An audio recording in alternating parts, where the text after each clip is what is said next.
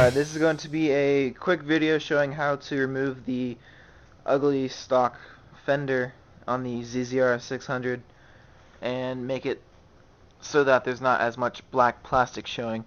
As you can see, I already cut off some of the plastic from before. That was just right underneath my license plate. But first things first, you gotta take off the license plate bracket. The screws are on the back side. I believe it's a 10mm bolt. And then you have to take off the reflector from up there, and that you have to actually open the back seat, and you have to access the bolt through there. It is the bolt on the right hand, or the hole on the right hand side. That's where the 8mm nut for the reflector comes through. You have to take that off, and now we're going to install the bracket that was down here and put it up here. It kind of looks like they already kind of pre-drilled a hole for you. There's one right here. I had to make it a little bigger, take a drill to it to gauge it open a little bigger so that the license plate bracket bolts can go through. And now I have to make another hole right over here so that it matches these holes, so I can mount the bracket up here. So, to take a drill and drill a new hole. As you can see, the bracket was on this ledge, and so the bracket actually it has a little curve to it. It used to be set onto here so that the license plate was almost straight up and down. And if you put that same angle up there, it'll actually be facing the license plate downward. You don't want that. In order to fix that, all you have to do is flip the license plate bracket around, and it kind of angles it out a little bit so that the light from the tail light can actually light up the license plate.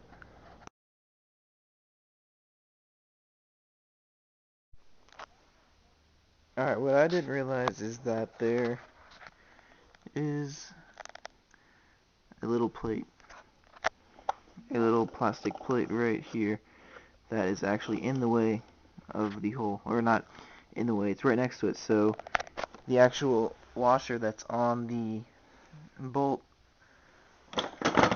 does not sit up flush against the side. So what I did, a little makeshift redneck kind of thing, even though I'm not redneck, is I'm going to use a twisty tie, or not twisty tie, a zip tie. As you can see, I drilled a smaller hole right below it where the bracket would end, and then I want to put the bracket on there. Basically use a zip tie as a as a bolt. So if you can figure out a better way to do it, that's great, but I couldn't figure out how to get something behind here to cut that plastic piece you can see right in the way. So it's just the way I did it. Alright, so I ended up making another hole right above the bracket and running another zip tie through there to to stabilize it a little more.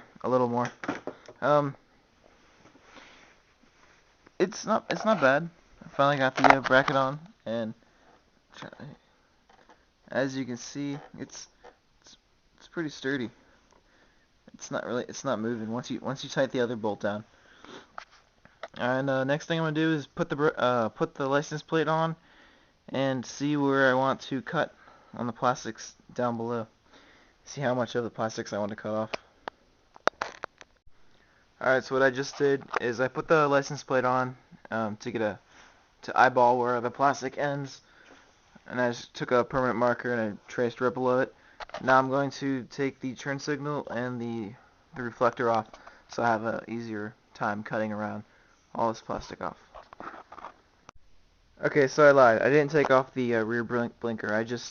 What I did is I undid the bolt from the inside, and then I kind of snug this off so I can get it out of the way when I do end up cutting around here. Alright, now as you can see, I finally got all the plastic cut off, or the excess plastic that was right below the license plate. It looks like crap. I can honestly say it looks like crap. But what I'm going to do is I'm going to take some more tools over it, smooth it out, shape it out, and then we'll see how it looks from there. Alright, so this is the finished product. I kind of screwed up on the plastics, but whatever. It'll make do until I get used to some real tools. Probably head over to my dad's next week and do that. But yeah, it looks a lot better than it did stock. License plates relocated from, instead of down here, put it up here, cut off all the plastic, and I messed up trimming the plastic, but I'll fix that later day. Alright, well, that is how to modify a rear fender on your ZZR600. Next thing I gotta do is get rid of these ugly taillights, or these ugly turn signals. Alright, later.